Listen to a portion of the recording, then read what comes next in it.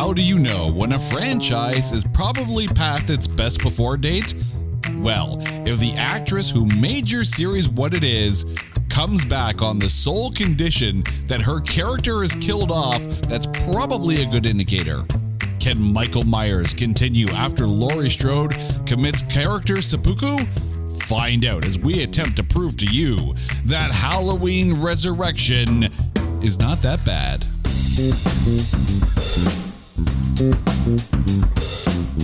Welcome one and all to It's Not That Bad, the podcast that looks for A grades in B movies. And I realize that we are now post-spooky season. It's, I guess, the first November Wednesday after Halloween. So A, you're probably completely full of Halloween candy right now. And B, you probably have a big pile of candy that the kids aren't allowed to have in the middle of the table. You say it's for their safety. You're just taking your cut. You're basically like some kind of loan shark going, okay, kids, I let you go out and get your candy. Now, where's the vig, huh? Okay. But that means we're still kind of in spooky season. So we're going to talk Halloween Resurrection. And to resurrect this podcast from its, mundane existence, I don't know if I just, either praised you or dissed the podcast. One of the two. But it's my lovely wife, Carrie. Carrie, welcome back to the show. Apparently, I'm the exorcist here. I need a young host and an old host. Oh, well, you're the young host and I'm the old host, so that kind of works out well. But Carrie, how are you doing today? Doing great. And happy Devil's Night. No. Okay, we are officially recording this on Devil's Night. People are going to be listening to this post-Halloween, so they can be like, what day is it today? Which is the most 2020 of 2020 questions. But, okay, here's how we came about to pick this movie. We put a bunch of actors' names into a bag on pieces of paper, and Carrie picked one. And out of the bag came Jamie Lee Curtis's name. So when you realized that there were a few Halloween movies to pick from, what was your reaction to the fact that, yes, you were going to have to talk about a Halloween movie? I just realized how unaware I am of the Halloween franchise. I mean, how many are there? There's like 5, 6? It depends on 7, which 8? timeline you go with. I think at last count there's well over 10 Halloween films. Holy jeez. When did Halloween become like Star Wars? I'm curious though. If we actually did a count as to which horror franchise has the most movies in it, because there's the Friday the 13th ones, which had 10 of them, plus Freddy vs. Jason, plus the remake. There was Nightmare on Elm Street, which also had Freddy vs. Jason, and not to mention the remake there. And then you had Halloween, which went way too many different directions to count. I think Halloween, Michael Myers may have the most films of any horror slasher icon. Curious. I'll have to do that math. But before we go down Halloween Resurrection Road, it is time to take this slasher flick and trailerize it. The most horrifying thing in the world is about to hit the big screen. And no, it's not Michael Myers. No, in 2002, the scariest thing that Halloween can throw at us is a giant dose of reality TV. Jamie Lee Curtis returns for about 15 minutes of Halloween Resurrection. This time, Michael Myers is the worst Airbnb host who just wants a bunch of damn millennials to stop filming everything they do and get out of his damn house. But if they won't get off his lawn, he'll mow them down. It's a horror movie that proves that people will watch anything on the internet. Even this movie, Halloween Resurrection, rated R for Real World Haddonfield. Oh my God. There's a lot to unpack there. There is a lot to unpack there. Wow. For the record, Haddonfield, Illinois is the town that Halloween actually takes place in. This film stars Jamie Lee Curtis for a grand total of about 15 minutes here. Katie Sackhoff, Busta Rhymes, Tyra Banks, Brad Laurie in the Michael Myers suit. Here's where I apologize for, potentially messing up names. But again, remember, me, idiot, basement microphone. Bianca Kajilich. If the name does not sound familiar, she has played Sheriff Mikado in Legacies, Christina Henry in Bosch. She was Natasha Kelly in Dawson's Creek. And if you're looking carefully, in the Halloween party in this movie, the girl who is dressed up in the maid costume is none other than Natasha Malth, who played, you'll remember her this one, she played Typhoid Mary in Elektra. There's the look of like, oh dear God, I have to remember Elektra. By the way, we did talk about Elektra in our Grading on a Curve superhero movies episode. However, there is an almost starring in this one. First of all, Jacinda Barrett was originally cast to play Sarah, but she dropped out prior to production. Now, of the cast that was in place, not everyone ended up in the roles that they were originally intended to be in. Katie Sackhoff, who played Jen, which, by the way, all Battlestar Galactica fans are now going, oh, holy crap, Katie Sackhoff was in this? Yes, she was. But she was originally slated to play Donna, the redhead, who was played by Daisy McCracken. Again, sorry about messing up the names. And Bianca, who played Sarah, was originally going to be played as Jen. So it's almost like they did a little mini Chinese fire drill as far as the roles in this one goes. There's a couple of interesting notes on this one here. Jamie Lee Curtis is in this film because of contractual obligations. She committed to like the 4 days of filming just so they could yeet her character out of the franchise so she wouldn't have to do it again. Like that is the commitment of, yep, just finish it. It's done. But I mean, that's what Harrison Ford wanted to do with Han Solo in Return of the Jedi.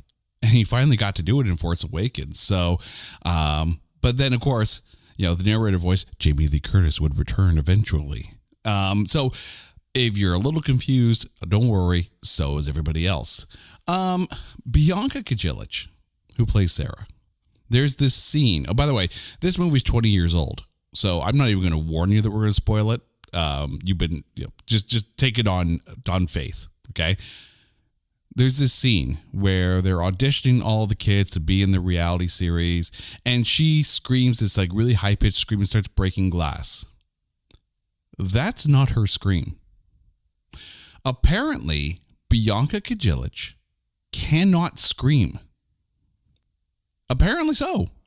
They had to overdub her scream in the film with somebody else, which I find it fascinating seeing how that's one of her character traits. That's just me.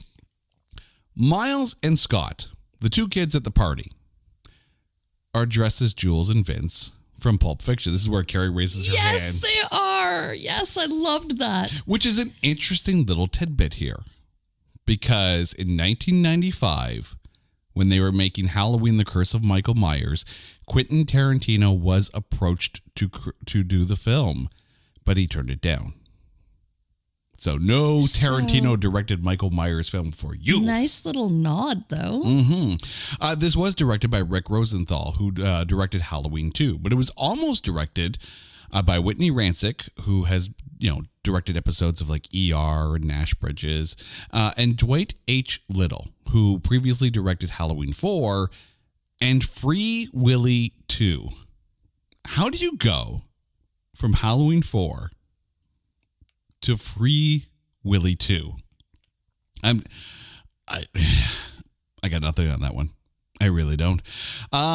This film was given a dishonorable mention for Worst Film of the Year at the 2002 Stinkers Bad Movie Awards, and it was also nominated for Worst Sequel that year.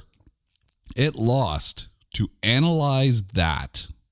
And probably a part of that is because the budget and the gross take. This film had a budget of only $13 million. Domestically, it grossed $30 million and worldwide $37 million. Here's the one that really baffles me, okay? Because we've talked about Halloween on this podcast before, whether we're talking about Halloween 3 Seasons of the Witch or whether we're talking about other movies that were released during the Halloween time. This film was released on the July 12th weekend of 2002. I'm sorry? Who releases a Halloween film in July? That is like putting out your Christmas ads in October. No, just no. And it's sad that I've already seen some Christmas ads here. But it debuted at number 4 with a weekend take of just over $12 million. At the top of the box office that weekend was Men in Black 2.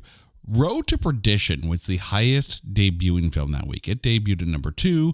Reign of Fire debuted at number 3. And The Crocodile Hunter Collision Course debuted at number 6. But why we're here, aside from pulling out Jamie Lee Curtis's name out of a bag of names, is the critic score. Over at Metacritic, it has a Metascore of 19. And over on Rotten Tomatoes, the audience score sits at 25%, but the tomatometer, 10%. Let's put this into perspective here. This is, at 25%, the lowest audience score of any film in the Halloween franchise. And the second lowest tomatometer. The lowest goes to Halloween, The Curse of Michael Myers. That got 9% with a 37% audience score. So when I tell you this is a 10% tomatometer film with only a 25% audience score, does that shock you a little bit? The tomatometer, the tomato meter. Tomatometer. That score doesn't shock me as much as the audience score. I think, I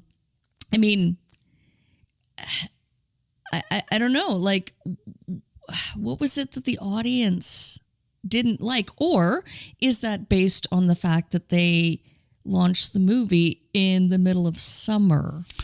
I don't know if it's the release weekend that really did it, but I mean, let's call this out for what it is, right? Like, Jamie Lee Curtis is kind of like the linchpin for the entire Halloween franchise. I mean, so many movies of this franchise have her in it. I mean, this is why Jamie Lee Curtis is known as one of the original Scream Queens. But this was the film that she basically wanted to yeet herself out of the franchise. But she's front and center on the poster. Like, it feels almost like false advertising. It's like, okay, you're going to get Laurie Strode. And then you have this really, really interesting, showdown between Laurie and Michael at the beginning of the film. And then all of a sudden it's like, oh, wait, she's dead. And now we start with the beginning credits, which kind of felt like the end credits at that point. It felt like a Halloween short. And then all of a sudden there's a full movie after this. The thing I didn't understand is why they didn't circle back to, and I apologize, I totally forget the character's name, but the patient in the sanitarium, who knew so much about Michael Myers. Why didn't they check in with him at the end? I think it's one of those things where they just basically closed that chapter. Like, yes, this guy at the mental institution was very obsessed with serial killers. He was basically putting clown masks on like William Gacy, constantly reciting all of these facts about serial killers, like it's a serial killer based podcast or something. But it's it really did feel like a short film. Like, you think about going to a Pixar film in the theaters, right? When they would have these short little films and then they show the full Pixar movie. This kind of felt like the prequel little short before actually getting to a Halloween film. It was very odd, really very odd, and I think that took away from it a little bit. But we're going to talk about that a little bit more a little bit later. But let's get to the breakdown of this, and we're going to start with the kids in the house, starting with Bianca Kajelic as Sarah Moyer, more commonly referred to as the final girl of this film. How was Sarah for you? You know what? I liked her. I liked really, I thought she had this confidence about her that was almost unshakable. I mean, even though she's going up against a serial killer. Mm-hmm. Right? I have questions. I have questions because there's a lot about Sarah's character that was really interesting leading up to going into the house. By the way, the basic premise of this movie, once you get past the whole Laurie Strode thing with Jamie Lee Curtis, is that these kids have all basically signed up to be on this reality show where kids get locked into this really, creepy AF house with no power whatsoever, and everyone's got wireless cameras on, and the entire thing is streamed on the internet for people to watch. It's what do they call it? Dangertainment. And there were a lot of, if you think about 2002, there were a lot of these, shows and whatnot. Here in Canada, we had this U8 TV thing that was going on at the time where, people basically lived in this house that was live streamed, and you could, basically check in on them on the internet at the time. And then, kind of like Big Brother as well. Like U8 TV was almost like the Canadian precursor to Big Brother. And of course, Real World was big at the time, and Survivor was big at the time. Like reality TV in the early 2000s, I mean, that was it. It really was. So that's kind of the premise for this. But even before they get into the house, Sarah is thinking that she's seeing Michael Myers behind her. This high-pitched scream that is like sonically able to shatter glass, that we never see that thing again. There's a lot to Sarah potentially that would lead her to be the natural choice to be the final girl, because she's the one who's seeing Michael Myers. She's the one who has this ability to create a high-pitched scream that basically ruins people's ears that never gets used again. So, but why? Why her out of all of them? And that's the question. It's never explained why she's seeing Michael Myers. I mean, yes, she's everyone else in the house is there for fame, right? That pretty much like anyone who goes on a reality show. Everyone is there for their 15 minutes of fame. Right? Try to make it big on the internet. People will, you'll live forever. She's not that person. She's not. She's there. I don't even know if it's really explained as to why she's signed up for this. See, that's what I felt like I was missing something, but maybe, because I wasn't well versed in the other Halloween movies, maybe she was a reoccurring character. Nope. No. So that's the thing. We don't know her backstory, though. There is no backstory. Take away Jamie Lee Curtis. Take away that entire first 15 minutes of this film, right? Aside from really Michael Myers, it's an entirely different story. It's kind of like with Friday the 13th. There are some Friday the 13th films that Jason is the only recurring character from the rest of the series. Here, you had a situation where you had all these brand new characters and one Michael Myers. And there was a good reason why Michael would be kind of defending his house, because, here is his home, his family home, his childhood home. This is kind of where he hides away from everyone else when he's not going all hacky slashy.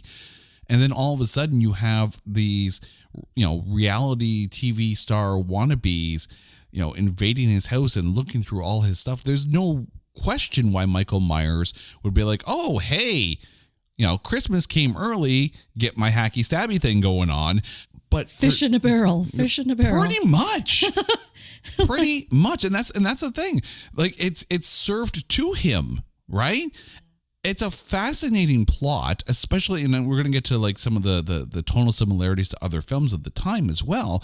There's a lot going for this story, but going from Laurie Strode, dying at the hands of Michael Myers to all of a sudden this non-Laurie Strode related story, it's like someone took a left turn at Albuquerque and then all of a sudden it's like, okay, now we're going to go this way.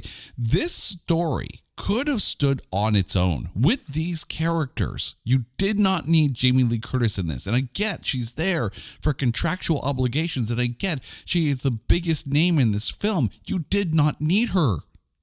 And I don't even think she wanted to be there in the first place. Like, that's Snickers bar. Snickers bar. Well, I just want to pontificate that it's almost kind of like, I don't know, like those who believe in the character are not going to be the victim of them. You know what I mean? Like, so I guess where I'm going with this is that a lot of the murders that took place in the home were seen in real time, live on. Yeah, I guess it'd be television. It wouldn't be the internet. No, it was the internet. Dangertainment was a live stream. Yeah. So we're seeing this real time, but maybe it's that Sarah previously was following Michael Myers' previous killing sprees, that she actually believed in him as opposed to, hey, let's stay in the murder house, Oh, I mean, she's definitely the one with a head on her shoulders, which is evident for when she, goes to Busta Rhymes' house or motel room there and tries to kind of, quit basically before the filming starts. Doesn't work. I have a feeling Sarah is there just because Jen kind of signed her up to do it, because that's what best friends do. Hey, we stick together forever, right? Like when, that night I'm going to go stay in a murder house. But yeah, like there's more to Sarah. I mean, at least there's the angle where she's, chatting back and forth with, I think it was with Miles, who she thinks his name is Deckard, which, if you're a Blade Runner fan, you're kind of chuckling because that, of course, is Harrison Ford's character name in Deckard. And since it was Harrison Ford who wanted to yeet out Han Solo in Return of the Jedi, it kind of makes sense that there's a Deckard name in there. I liked that part of it where she's using the internet to reach out to Deckard, hopefully that he's watching, kind of thing. But we'll get to Miles's response in a bit. But that was clever. That was kind of using that live internet, able to communicate with people as a tool against Michael Myers. I just think there is more to Sarah that could have been explored. There really is. Then there's Katie Sackhoff, who plays her blonde best friend, Jen. I'm not going to lie. As I'm watching this, because admittedly, I'm not the biggest Halloween watcher. I think the Halloween movie I may have watched the most, which might be twice, is the first one that Rob Zombie directed that starred Scout Taylor Compton. But Katie Sackhoff, most people remember not just from Battlestar Galactica, where she played Starbuck, but the fact that she's also now Bo-Katan in The Mandalorian. Like, this is badass Katie Sackhoff. And now she's bubbly Jen. How was Jen for you? I liked her. I was sad that she was the first to go in the house. Well, I mean, like that was hard to watch, man. I'm like, oh. Yeah, heads are rolling. But she did break one of the cardinal rules of being in a horror film. By the way, if you're wondering what the cardinal rules are, go get a DVD copy of Freddy vs. Jason and listen to the director's commentary, because Robert Englund goes off on this wonderful little diatribe, right? Where it's like, you do drugs, you die. You have sex, you die. You're mean to the girls, you die. And yeah. Oh, they made a whole movie of it called Scream, remember? Oh, exactly. Absolutely, right? But there's the thing. Jen is this fun, bubbly character, and she has no problem saying where her boundaries are, right? When Bill is trying to get her to flash her boobs for a bit of bit of internet fame, which, by the way, before you get excited, body double. Okay? Body double, not actual Katie Sackhoff boobies. Okay? Oh, really? Body double. She did not want to do it. So apparently, like she didn't want to die. Well, she didn't want to die. She knew right? the rules. Right? She went so far with the shirt, right? But then they did a close up of the body double's boobs, and I guess I don't know if she knew that they were going to be, that upfront kind of thing. So when apparently, this is all according to IMDb, she had to assure her parents that no, those were not her boobs. No, I didn't do that. So, it's just, but all of a sudden, that's respectable. Absolutely. And she drew the line with Bill, because Bill was kind of creepy as hell. But then she goes off with Rudy and starts, hitting the bong.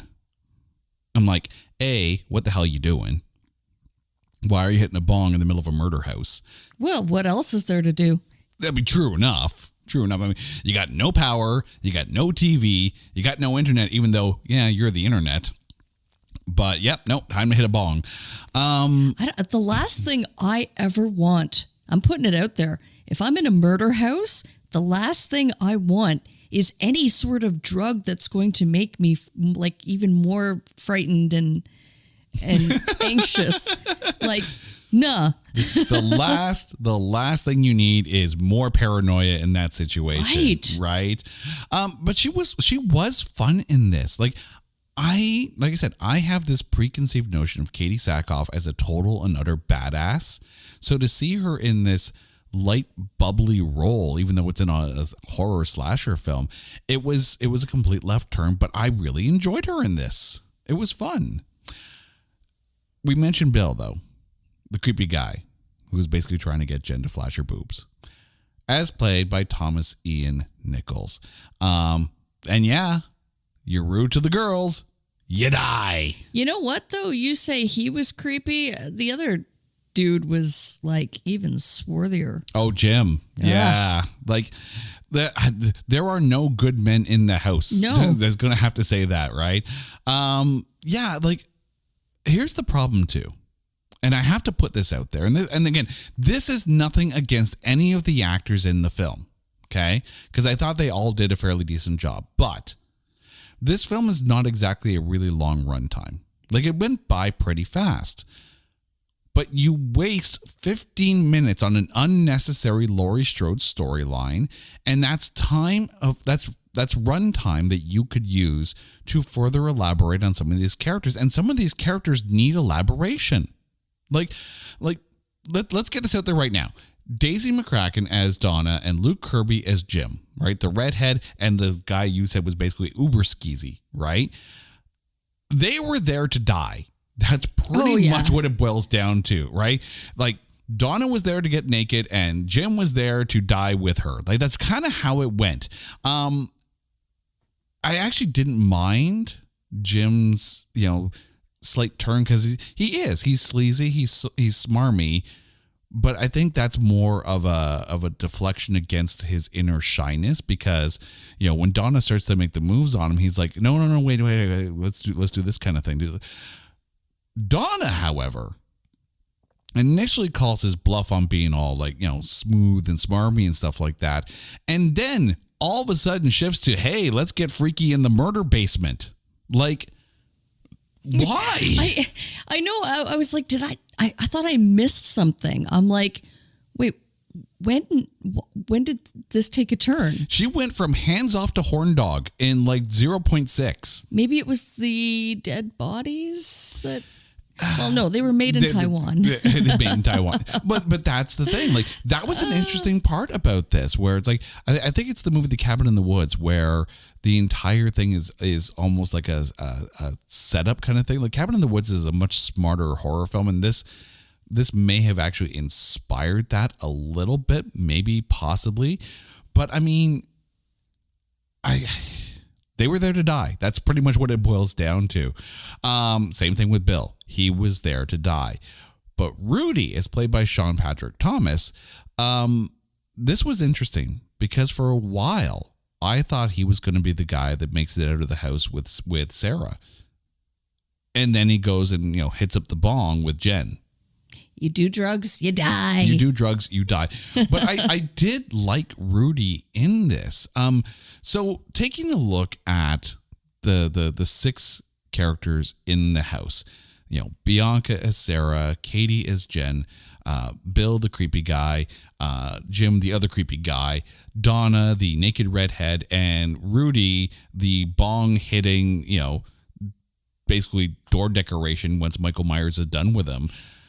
Oh, yeah, I went there. I went there. Good description. What is it about these 6 that actually worked for you?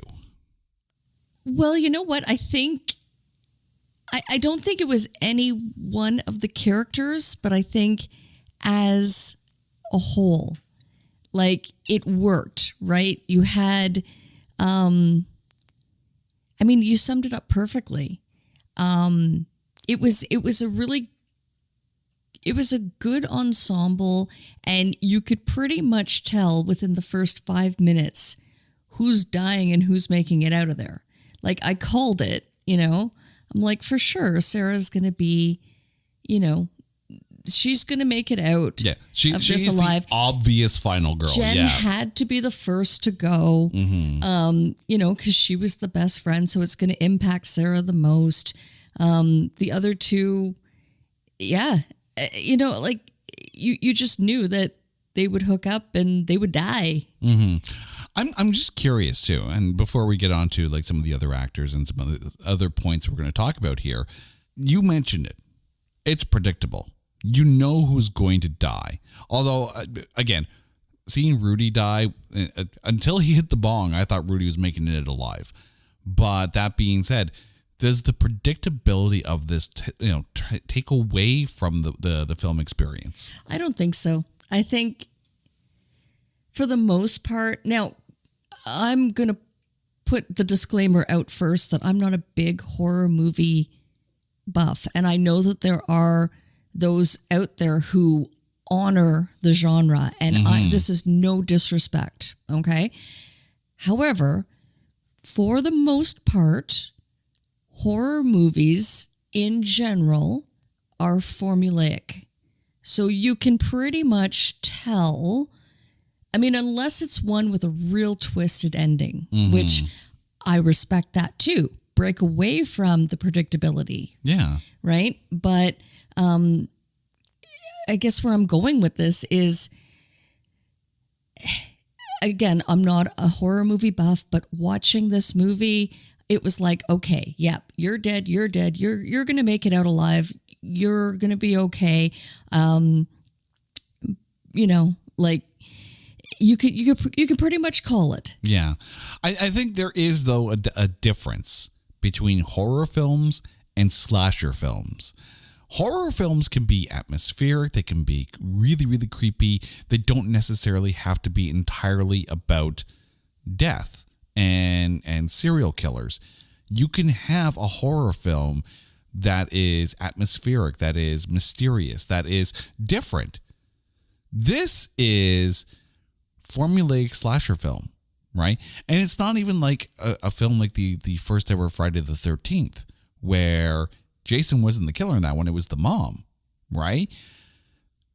There are slasher films out there that are unpredictable. This is not one of them. And it's at a time in the franchise where it was faltering. It really was faltering. H2O, the movie that preceded this, because it happened 20 years after the original film, had the nostalgia factor to it. This felt like it was flogging the dead horse with a giant knife. You know what? And again, and I think you're absolutely right about the definition between slasher and horror film. And you're right about that. So I do apologize if I put the wrong genre labeling on it. However, it's still in the horror section of the Blockbuster, but you know, there is at least a stylistic difference between the two. There's categorizations. But where I was going with that, I think I totally lost what I was actually going to say. So I say Blockbuster and you're just like, Blockbusters! I know, right? 7 movies, 7 days. But it is. It's very much a by the numbers slasher flick.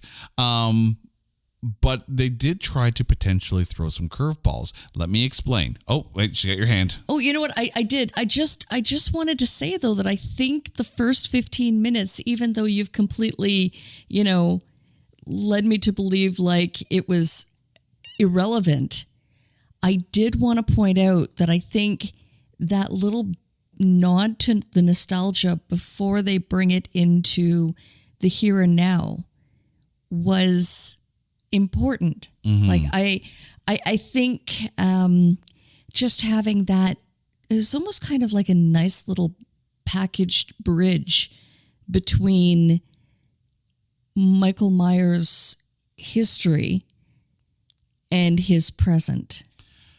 I think the thing, though, that they forgot about with these films, for the most part, the villain is the drawing point.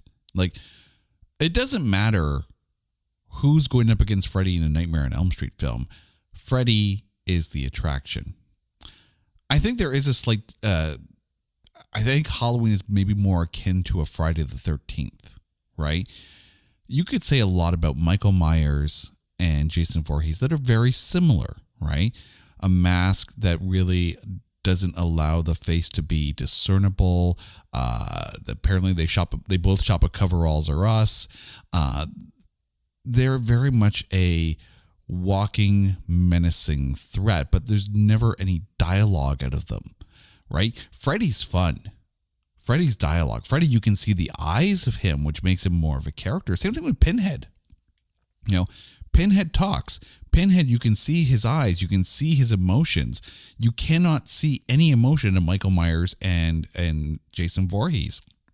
But to that token as well, they had tried Halloween films without Jamie Lee Curtis, and they didn't do anywhere near as well. H2O comes out, and even though the critics, weren't exactly kind on that one either, it still did well because Jamie Lee Curtis was back in the franchise. I don't know if this film makes its money back if Jamie Lee Curtis isn't in there for the contractual obligations reasons, but I don't think it needed her. I really don't. You could make this film without Michael Myers even. Just have a mysterious new slasher. Take the Halloween name off it, right? Or this falls into what John Carpenter originally wanted with the Halloween franchise, in that it's just a series of anthology horror type films that all happen to take place on Halloween. They don't all have to have Mike Myers in them. That was never the plan originally. Here was a chance where you could have an entirely new slasher franchise created. But it's Halloween. And it's Mike Myers. And you shoehorned in Jamie Lee Curtis for reasons. And I get that it brought people into the theaters. But I think after 50 minutes you go, oh, we're not going to see her again. Can I just say that I loved that she had a Raggedy Ann doll? Well, because she had in the first one. Okay, but because I had only just learned literally 24 hours ago that Annabelle was originally supposed to be a Raggedy Ann, yeah. A Raggedy Ann doll. And because it would be too triggering or horrific to, almost every second child that ever owned a Raggedy Ann doll. As soon as I saw it, I was like, wow. And again, this is like my first Halloween movie, and I'm probably starting smack dab in the middle of the franchise. You are basically starting in the swamp part of the whole. So like, welcome to the party. Yeah, you missed a lot. but I mean, that being said, I mean, aside from Jamie Lee Curtis, who was clearly the biggest name on this cast, you actually had a couple of decent sized names on there as well. Namely, Busta Rhymes as Freddy, the kung fu loving Busta. But it's interesting though, because they apparently shot like 3 or 4 different endings for this film, and Freddy had a different fate in each of them. And apparently all of those endings are on like the DVD copy kind of thing. But I mean, there were times that I really liked Busta Rhymes in this, and there were times that I'm just like, okay, now you're just way over the top here. But how was Freddy, as played by Busta Rhymes, for you? Oh, he was so fantastic. He had the best lines. Trick or treat, mother. Oh my God. I so enjoyed Busta Rhymes. He was so much fun. There wasn't a point where I disliked his character and I thought he was cruel. Setting, like, he was the quintessential reality show producer that proves that it's not all reality. And clearly in this case, because it's live to the internet, there's no editing. However, he's setting these things up like completely swarthy and dishonest and, just looking for the ratings as opposed to, first of all, who in their right mind puts 6 teenagers in a murder house? Freddy does. I have a feeling Freddy needed to be as not swarmy, because I don't think he was really swarmy, but he was definitely always on the cell, right? He was over the top. Yeah, but he needed to be, because I think at the heart of this film, aside from being your typical Michael Myers slasher film, deep down, this film is a deep criticism of reality television. Like, it really is. People willing to die for instant fame, right? Willing to do the stupidest out there in the hopes that it will make them famous. This film, when you really watch it, and there's moments when he's like, there's one speech where he's like, America doesn't like reality. They like the glitter. They like the glam, right? Like, it's so on point, right? These are the moments where you sit there and say, this movie is not just a way for Michael Myers to up his body count. This film is a scathing rebuke of reality television in 2002. I think that message gets lost a little bit in the hacky slashy, but it really is a scathing rebuke. And yeah, 2002, that ish was everywhere. Every station out there. And there are a lot of them in 2002 because, this is when like cable television is huge, before streaming services really came in.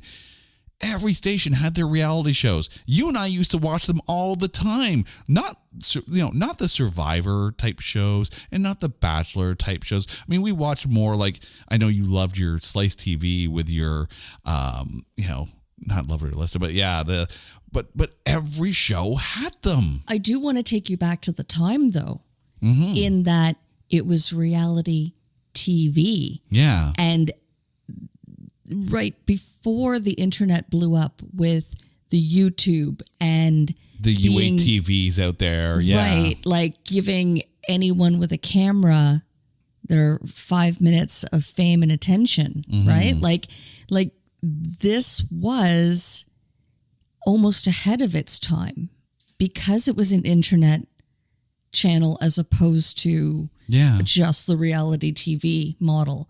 And yeah, I mean, again, it was almost kind of like yes, it was a definite, it was so poignant to the time, really, I think. I think it's still poignant today. I mean, let's be honest, right? If you took the non-Laurie Strode part of this movie and you took out Michael Myers and you put in, brand spanking new slasher character, right? And you put a bunch of Twitch streamers in a house, right? Twitch streamers and YouTubers and social influencers. This film today still works, even if the medium has changed slightly. And that's actually a good thing about this film. Like, say what you will about the predictability. Say what you will about the bait and switch of Jamie Lee Curtis. This film can be made today smartly, Michael Myers or not, and it works. Surprisingly, though, as we're getting back to this film here, I did not expect Tyra Banks in this film. Supermodel Tyra Banks as Freddy's assistant. She was kind of fun in this. She was so much fun. Oh my God. I love how she's like, yeah, I have everything under control. And then you see in the cameras, nope, nothing is under control. But, good job. Plus, I really, I was so jealous of that frosty beverage that she was drinking with that the cappuccino maker, yeah. The whipped cream on top of the cappuccino. I was triggered by that. You want that machine in your office, don't you? I definitely want one of those. Okay. Yeah. Well, just do me a favor. If you are watching me on any kind of video or something like that, please, if I am dying, if I am being attacked by a serial killer, put the cappuccino down and do something, will you? But she was fun in this. It's a small role. Like, it's really not a big role. I think Tyra Banks made that role better and definitely more noticeable because of just how much fun she was having with it. Now, Miles and Scott, the two guys who were at the party, Miles being the guy who was working the keyboard and whatnot. Your Pulp Fiction costume wearing party goers here. Love it. I'm gonna let you lead off on this because I got questions that need to come afterwards. But Miles and Scott for you. Oh, you know what? I thought they were fantastic, and I mean, it's again. I love that it's the other side of this. It's very much like the public is watching. Right? Mm-hmm.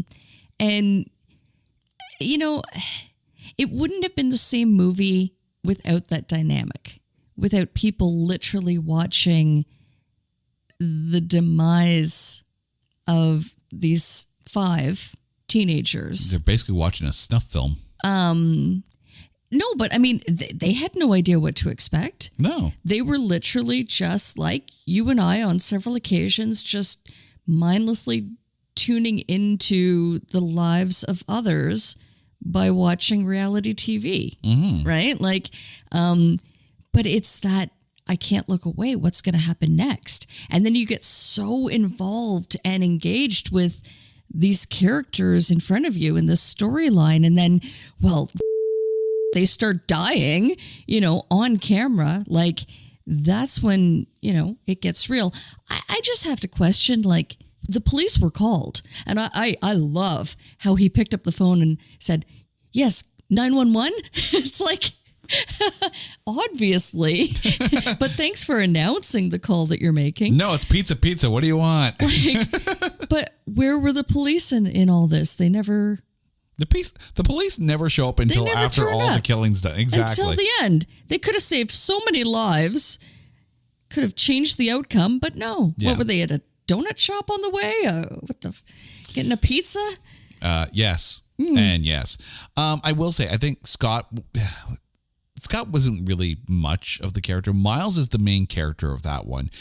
And he's kind of like the Ned's guy in the chair, kind of like from Spider-Man, where he is Deckard, right? He's the one who's sending Sarah the text messages and, letting her know where Mike Myers is in the house, because of course he's watching the live feed as he's going through the house, which is a really, really interesting, outside assist for the final girl. But again, I have questions. And again, this is where I wish the Laurie Strode part was out of the film and they spent more time in developing some of these characters here. We know Miles is using like an online alias as Deckard in communicating with Sarah and helping her with like whatever kind of computer things and whatnot. And they've been kind of chatting back and forth. And even, the first scene before the Halloween party, it's like, I think I'm in love kind of thing, right? And then, we assume that they've never actually met in person. So he may not know what she actually looks like. Sarah is not an unattractive woman. He has zero reaction to finally seeing Sarah, right? She calls out, Deckard, if you're watching, help me. And it's like, oh wait, I'm Deckard. Not like, oh, she's the hot chick that I've been talking to. Like zero connection to reality. But getting back to the actual party aspect of it, again, this is the scathing part of reality.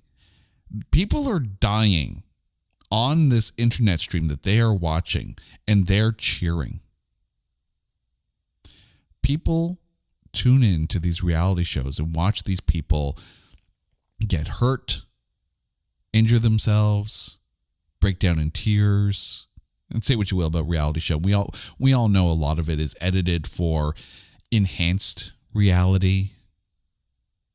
But that Halloween party, watching and cheering as people are getting like tripods to the throat and whatnot, they're cheering when they shouldn't be. They're cheering people's demise. This, when you take a look at it, not from the slasher film angle, this film is one big pimp hand backslap to everything that is reality television. It's really fascinating. But the style of it, though, like, I don't know about you, were you getting some Blair Witch vibes off of the feeds from everyone's cameras? Ooh, yes. Mm-hmm. And I'm so glad you mentioned that too. Like, it was very well done. Mm-hmm. And this is only 3 years after the Blair Witch Project came out, which, movies like Blair Witch Project, movies like Paranormal Activity, they've proven that the found footage horror style of film really work. This is brilliant. These sketchy, staticky camera feeds, the shaky, like stylistically, there's a lot to like about this. Even going back and forth from the actual film cameras to the jittery head cameras that they're wearing. I really wish there was more to that part of the film. They could easily do something similar to this today, and it works. I think Halloween Resurrection, as panned as it was by the critics, much better in hindsight, especially when you take a look at it from a 2002 societal standpoint. But that being said, it is time. So, Carrie, who is your MVP of Halloween Resurrection? I think I know the answer to this. But oh, yeah. Yeah. Trick or treat, mother. I loved Busta Rhymes.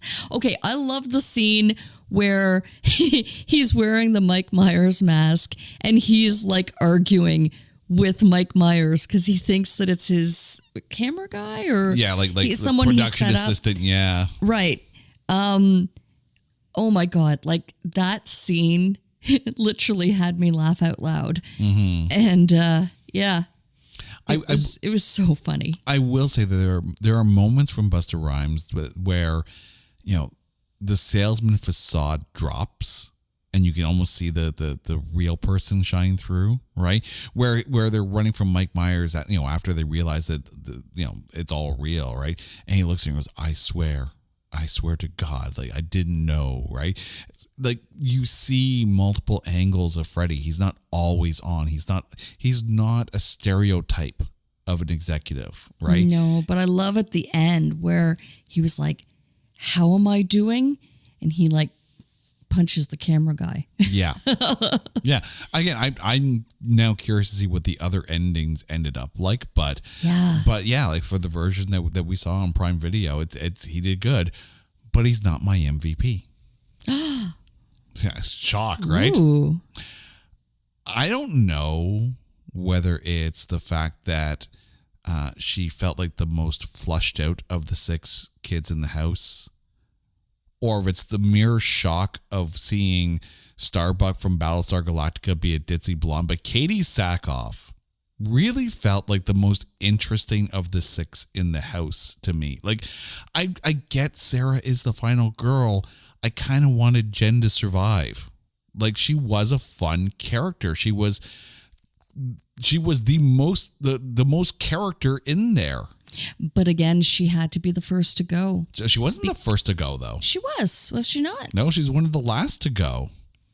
It was down to her, Rudy, and you're thinking the redhead. You're thinking Donna. No. When her head rolled down the stairs. Yeah, but she wasn't the first to go. You're getting your kills out of order here. Who did I think I am? Yeah.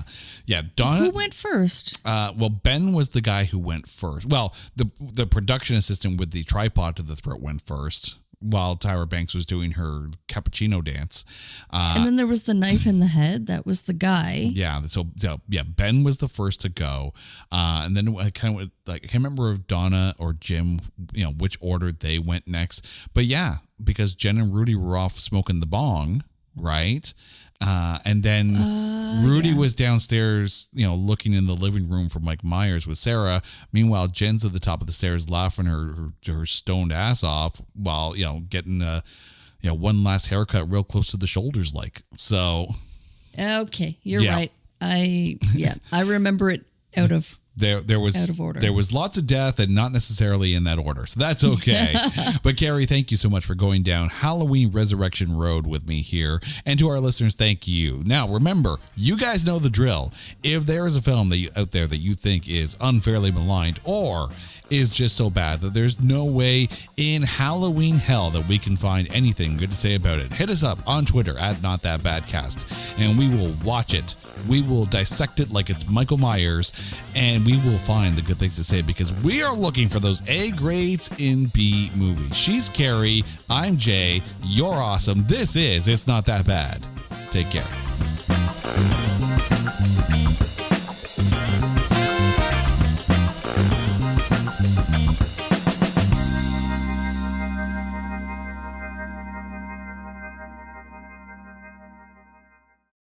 Hey folks, Stefan Shirazi and Renee Richardson here from the Metallica Report. And we are proud members of the Pantheon podcast family, where the best of music and podcasts unite. We've got something pretty cool for you. We're giving away an exclusive Metallica merch package worth over $250. That's a whole lot of Scary Guys, skulls, M72, and other sought-after Metallica swag. And we've made it easy for you to win. Follow and share the Metallica Report, and you're in the game. Go to pantheonpodcast.com/Metallica, enter your email, and hit that button to be entered to win. And just like that, you're eligible for our monthly exclusive Metallica merch package. And guess what, rockers? You can enter every month, so just do it. And while we love our global brothers and sisters, the lawyers won't let us ship outside the U.S.